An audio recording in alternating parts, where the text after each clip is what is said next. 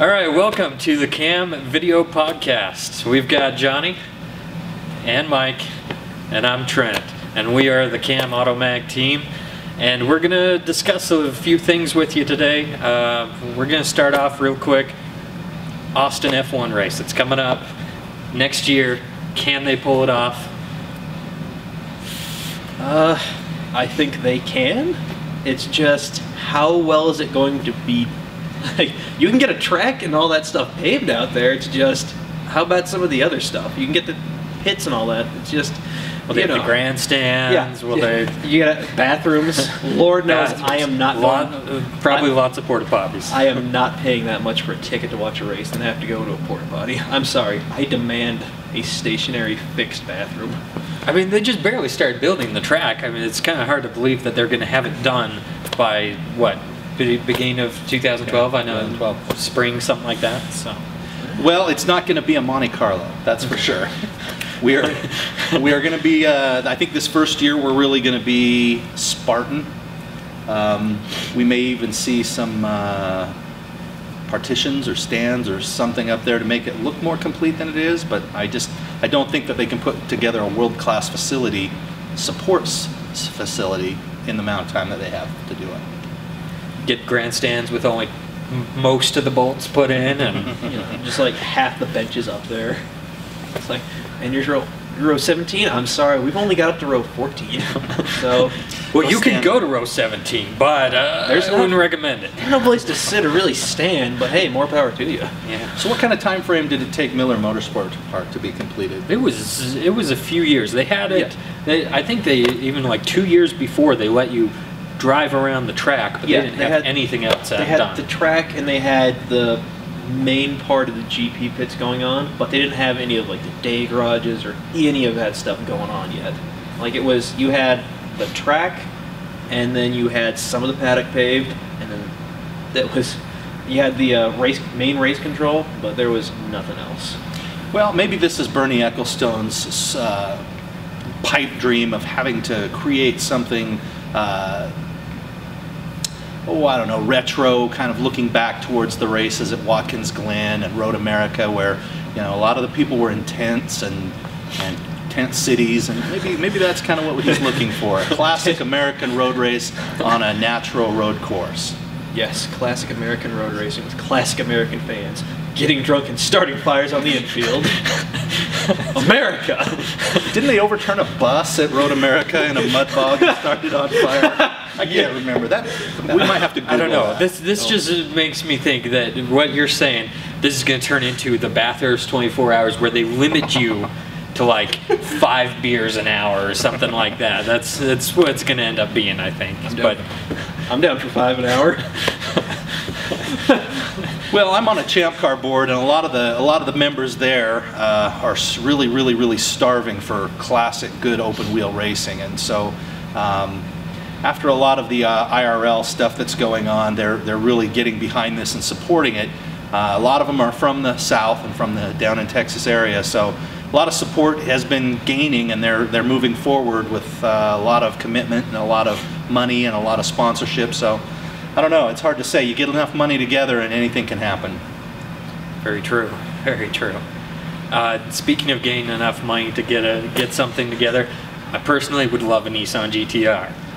But the Nissan GT-R this year so far, granted we're only in March, it's only partway through the year, but they've only sold 60 GT-Rs so far this year, which is just a terrible number. And I know everybody knows what the 2012 GT-R is going to be like, and it is going to be awesome. So I can understand people trying to wait, but you got to wonder, has the novelty worn off with the GT-R? It's hard to say. It was a phenomenal car when it was released. You know, you couldn't get one; they were just impossible to get. But you know, you're right. You know, you look at the numbers they've sold, and somewhere in a corporate boardroom in Japan, they got to be saying to themselves, "Is this really worth it? Are we making a mistake here?" And that's what I'm afraid of. You know, you want the cars like this to be made, but if nobody's buying them, why would they make them? That's the problem with a lot of these great cars. It's, we want them. We desperately want them. It's just the bean counters and the people who actually, you know, have to report to people like shareholders and all that other stuff, they know the car is probably not going to make that much money, so they don't really want to put all that effort into making it. So, well, we want it. We just don't have the money for it. That's yeah, exactly. It would be in my garage if I could, you know. There'd be a few cars ahead of it, but still. Yeah. Mine would not it would be there. Mine would not be in my garage. Mine would be on its way to AMS to get one of their Alpha kits put on there. That's an idea. Oh, Lord. Horse, come back around to the front of the car. Yes. Get the car first. Then we'll worry about modifying it. We all suffer that. Want to modify we all it. suffer that. That's why it's called Cars and Modifications. We've all got the daydream list that we do at work when we're supposed to be working. Yes. You know? Yes. Well, if we didn't have plans, we'd get the car and just sit and scratch our head. So yeah, exactly. We've got to be planned when this car shows up. There's a contingency. And yes, I already have wheels picked out for the next car. So. We will talk. Yes. Anyway, another car that's coming out, which is a little bit more affordable for most of us, is the Hyundai Veloster. Yes. Pretty cool car in some aspects. I'm a little iffy on it. I mean, it's 138 horsepower, kind of cool. They're talking about bringing a turbo version. But right now, the third door gets me. I understand the suicide type door, but it's a forward-facing door just on one side. And that just seems odd to me, but you know, if it handles well, I could get over its looks. Well, having worked for a Hyundai dealer for a while, I can honestly tell you that this is not your grandfather's Hyundai. The company has come a long way. They've made huge strides in their quality, their performance, and their reliability most of all. Hyundais of old were always known for being disposable cars, and I think they shed that. I can attest to that right now. I am driving an 01 Hyundai Accent at the moment. It's a decent car, but man, it does not inspire me to go, hey, I want to go on a ride in a canyon, go do a canyon ride. Let's take the Hyundai. I can attest. It's not happening. I can attest to the reliability of the Hyundais of old. After 16, we got a then new Hyundai Santa Fe. Oh, yeah. And it was. I remember you had plans for that. Oh, we had so many plans, and then the reality quickly set in that I was just a dumb kid in high school, and then the transmission decided to just say, you know what, first and third gear, no. It's a good thing you didn't go with that Alpine supercharger. Would have been awesome though. It would have been unique. Let's just put it that way.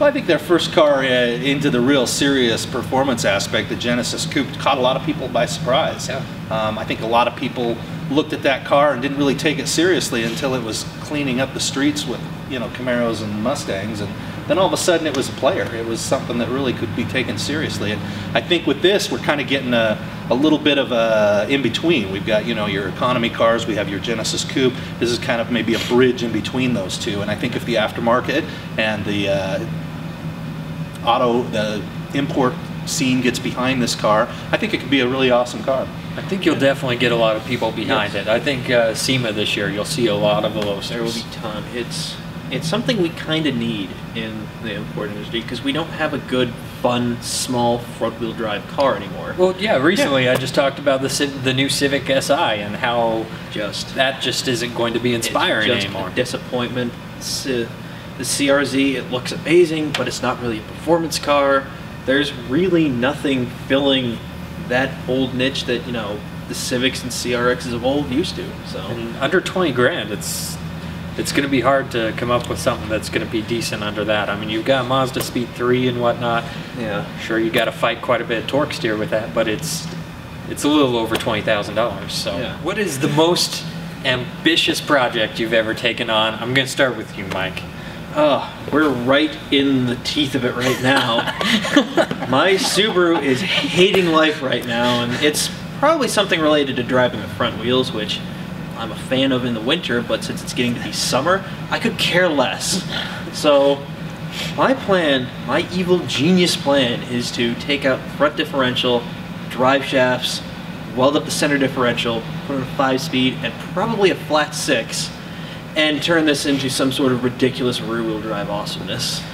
Naturally aspirated too, mind you. Yes. You don't hear that much with Subarus. No, you do not. So that is a very, very ambitious project. And it is doomed to fail. Because So far, you've got suspension. You've got the suspension. I've got the suspension. I just need WRX wheels so I can put WRX brakes under there. And gotta actually pull that crap out of the car. And then we'll be well on our way. All while this being your only car, too. Well, I live like less than a mile away from work, so I'm good there. Yeah, summer's coming up, you can skate there. We're solid. I don't see anything wrong with this. I don't see how this could be a bad idea at all. Well, Don't you're, say that. You're truly a pioneer.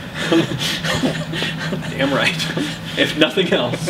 I was the first monkey shot into space. Didn't come back. I was sent out there. You sat there. Think about that. Just digest this. Rear-wheel drive, Subaru Impreza or Subaru Legacy Outback wagon, originally automatic, switched to a 5-speed, full WRX suspension, brakes, flat 6. Am I missing anything else? Individual throttles, maybe. You're crazy, John. Your most ambitious project. Well, at one point in time, No. Triumph. That's all you gotta say, right there. it. Triumph. That's true. Triumph decided I wanted to find a TR8, V8 version of a TR7. Found one that had a small interior fire. Purchased it, looked for a donor car. Found a donor car that was actually too nice to be a donor car, so the whole universe flipped polarity. The project became the donor, and the donor became the project. And if you're wondering, it is still sitting next to my house under a tarp, pretty much in the same condition it was when I bought it. Just like every Triumph. Yeah. It'll eventually get sold to someone as it is. Hey, go look under that tarp. I got a car for you. It is one of 400, so it's rare. It's a Yes. collector's in the sense it's rare. That is a pretty ambitious project, but I personally am in the teeth of my ambitious project. Let us hear this.